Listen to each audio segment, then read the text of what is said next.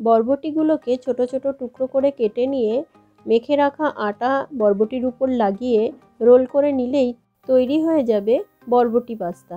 এই পাস্তার রেসিপি বানানো খুবই সোজা আর এটি খেতে অসাধারণ লাগে। তো চলুন বন্ধুরা বানিয়ে ফেলি আজকের রেসিপি। এই রেসিপি বানানোর জন্য একদম ঘরোয়া আটা নিয়ে নিয়েছি, তার মধ্যে নুন আর জল মিশিয়ে যেমন প্রতিদিনের রুটি বানানো হয় সেই রকম রুটির মতোই এই আটাটা আমি মেখে নিচ্ছি।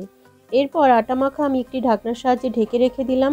এই সময় আমি কিছু বরবটি নিয়ে নিয়েছি। এই বরবটিগুলোকে একই সাইজের, দেখুন বন্ধুরা, এই আঙুল বরাবর আমি কেটে নিচ্ছি। এইভাবে একই সাইজের টুকরো করে আমি কেটে নিলাম বরবটিগুলো। এই বরবটিগুলো আমি আগে থেকেই ধুয়ে নিয়েছিলাম। এবার বরবটিগুলো আমি আলাদা একটি পাত্রে তুলে নিচ্ছি। এবারে যে আটা আমি মেখে রেখেছিলাম ওই আটা আমি হাতের সাহায্যে আরেকটু মেখে নিলাম। এখন ওই আটা থেকে কিছু অংশ নিয়ে এক টুকরো বরবটির উপরে লম্বালম্বি আমি আটা মাখিয়ে হাতের সাহায্যে রোল করে নিলাম। এইভাবে করে বাকি বরবটিগুলোর উপরে আমি ওই আটা মাখিয়ে হাতের সাহায্যে রোল করে নিচ্ছি।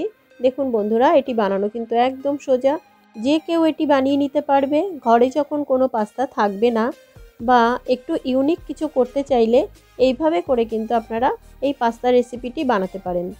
আমি একই পদ্ধতিতে বরবটির উপরে আটা লাগিয়ে পাস্তাগুলো আমি বানিয়ে নিয়েছি। এবারে গ্যাস ওভেনের উপরে একটি কড়াই বসিয়ে দিয়েছি। কড়াইয়ের মধ্যে আমি জল দিয়ে দিয়েছি। জল ফুটে ওঠার পরে ওর মধ্যে বানানো পাস্তাগুলো আমি দিয়ে দিচ্ছি। এই পাস্তাগুলো এবার আমি সিদ্ধ করতে থাকবো। যতক্ষণ না পর্যন্ত ভেতরের বরবটি সিদ্ধ হয়ে যাচ্ছে ততক্ষণ পর্যন্ত এটি আমি সিদ্ধ করে নেব। বন্ধুরা বরবটিতে প্রচুর পরিমাণে ফাইবার থাকে, এটি হার্টকে সুস্থ রাখতে সাহায্য করে। বরবটি আমাদের শরীরের উচ্চ রক্তচাপ কমায়, হাড় মজবুত রাখতে সাহায্য করে আর এর মধ্যে আছে প্রচুর পরিমাণে আয়রন। পাস্তাগুলো ভালোভাবে সিদ্ধ হয়ে যাবার পরে এটির জল ঝারিয়ে নিয়েছি আমি। এবার একটি প্যানের মধ্যে তেল দিয়ে দিয়েছি। তেল গরম হবার পরে ওর মধ্যে আমি আদা কুচি দিয়ে দিলাম, তারপর দিয়ে দিচ্ছি কিছুটা গাজর কুচানো, তারপর কিছুটা ক্যাপসিকাম কুচি দিয়ে দিলাম। এগুলো আমি একটু বেশ ভালোভাবে নাড়াচাড়ার পরে দিয়ে দিচ্ছি আমি কিছুটা লঙ্কা কুচি আর দিলাম একটু বাঁধাকপি কুচি। এরপর দিয়ে দিচ্ছি আমি টমেটো কুচানো।